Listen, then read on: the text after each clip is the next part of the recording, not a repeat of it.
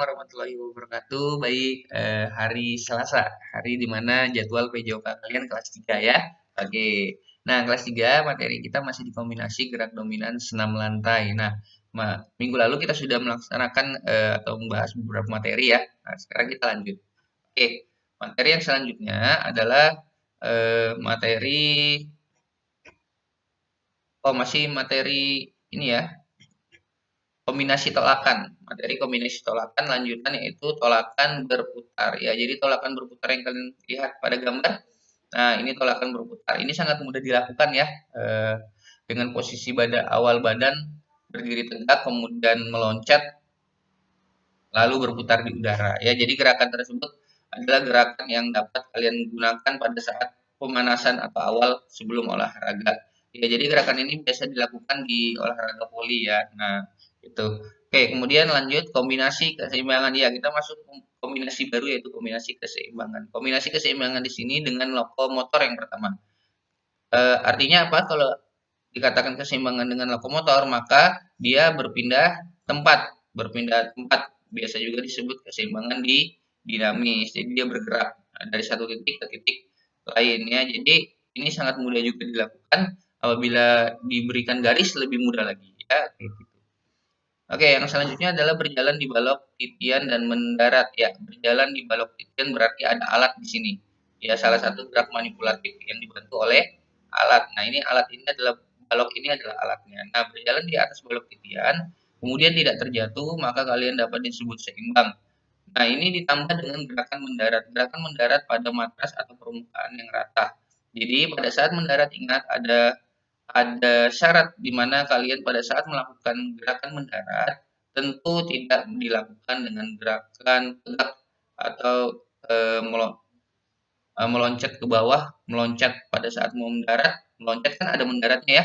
Nah, di situ kalian melakukan gerakan yang sedikit lutut ditekuk atau diperkan sehingga kalian tidak mudah cedera atau tidak mudah terkena cedera. Oke, yang berikutnya adalah keseimbangan dengan bertumpu. Di mana bertumpunya? Ya, gerakan lilin ya, gerakan lilin. Ingat ini adalah gerakan lilin atau sikap lilin. Di mana bertumpunya? Bertumpunya ada pada tangannya, posisi kedua tangan di samping badan ini sebagai tumpuan kalian melakukan sikap lilin. Sikap lilin mudah dilakukan ya, tapi tidak hanya sebatas menaikkan kaki. Ingat, lihat gambar. Ini adalah sikap lilin sempurna di mana tangan yang membentuk sudut L atau siku sehingga bisa menahan pinggang dan kaki. Nah, bisa melakukan ini maka kalian dapat dikatakan bisa melakukan sikap lilin. Oke, tuh sikap lilin untuk keseimbangan ya. Keseimbangan adalah di mana kalian dapat memposisikan tubuh kalian dengan baik.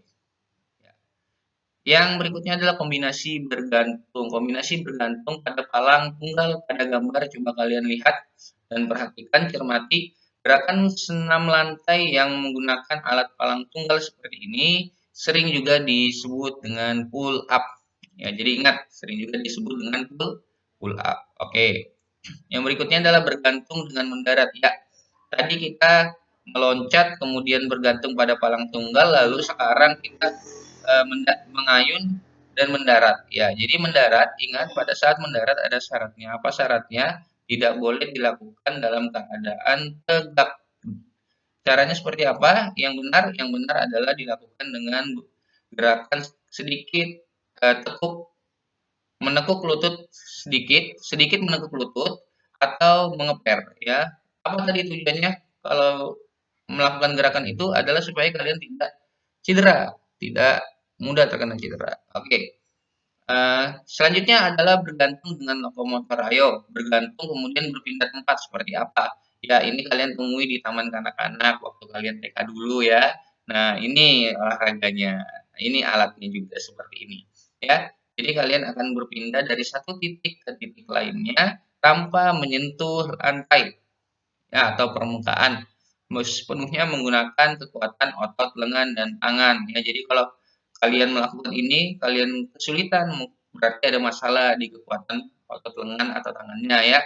Nah, apalagi yang kelebihan berat badan. Nah, untuk mencegah ini semua, maka kalian harus berlatih dan berolahraga. Oke, itu. Yang berikutnya adalah kombinasi berputar. Nah, kombinasi berputar menggunakan matras atau ambal atau kasur, tapi paling tepatnya adalah menggunakan matras, jangan sampai di atas permukaan yang keras. Kenapa? Ya, kembali ke dimana kita terhindar dari atau tidak tidak cedera, terhindar dari cedera jika melakukan olahraga dengan alat yang memang sudah dipakai untuk itu ya. Jadi pada saat kalian melakukan olahraga ingat tidak boleh, jangan sekali-kali melakukan olahraga dengan ceroboh. Artinya apa? Pada saat melakukan olahraga tidak menggunakan alat yang semestinya ya. Gitu. Oke, gerak guling depan adalah salah satu gerak yang sering kalian lakukan ya dari kelas 1, 2, sekarang kelas 3. Gerak guling depan atau rolling depan ini adalah gerak yang sulit awalnya dilakukan, tapi jika sudah bisa ketagihan ya. Oke, kita jelaskan sedikit mengenai berputar dengan lokomotif dengan melakukan gerakan guling depan. Posisi berdiri tegak awal, kemudian tangan menyentuh matras, lalu pada saat berputar yang paling pertama menyentuh atau berputar menyentuh matras adalah bagian tengkuk bagian belakang ke kepala sehingga kalian tidak sakit ya. Kemudian melakukan tolakan dengan kaki lalu berputar kembali dan sampai pada posisi akhir di mana kalian jongkok ya, setengah jongkok dengan tangan ke depan. Nah, disinilah tingkat keseimbangannya. Sebenarnya dari awal ya, dari berdiri harus seimbang, tidak boleh oleng, lalu pada saat berputar tidak mengarah ke kanan atau kiri. Kemudian pada saat selesai atau gerakan akhir, kalian berjongkok tidak bergoyang ke sana kemari. Ya, itu adalah gerakan yang benar. Ya, gerak guling ke depan, rolling depan. Ingat, gerakan rolling depan jangan sembarang dilakukan pada tempat yang baik, permukaan yang rata, kemudian dengan alat yang mumpuni ya.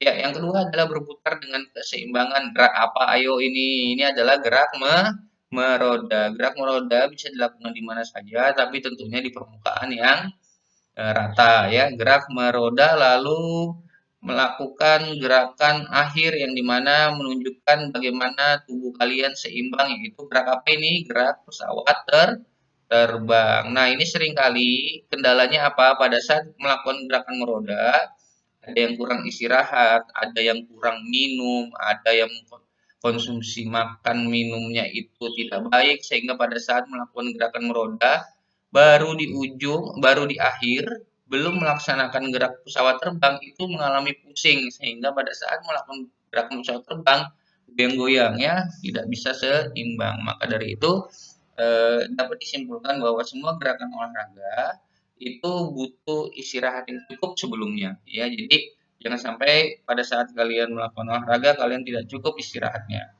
ya. Oke, itu gerak berputar dengan keseimbangan ya. Mungkin sampai di sini saja gerak kombinasi gerak senam lantai yang kita bahas di kelas 3. Ini juga akhir dari bab tugas menyusul. Semoga apa yang kalian dengar, apa yang kalian lihat itu dapat bermanfaat untuk kalian dan pengetahuan kalian akan bertambah dengan adanya materi ini. Terima kasih. Assalamualaikum warahmatullahi wabarakatuh.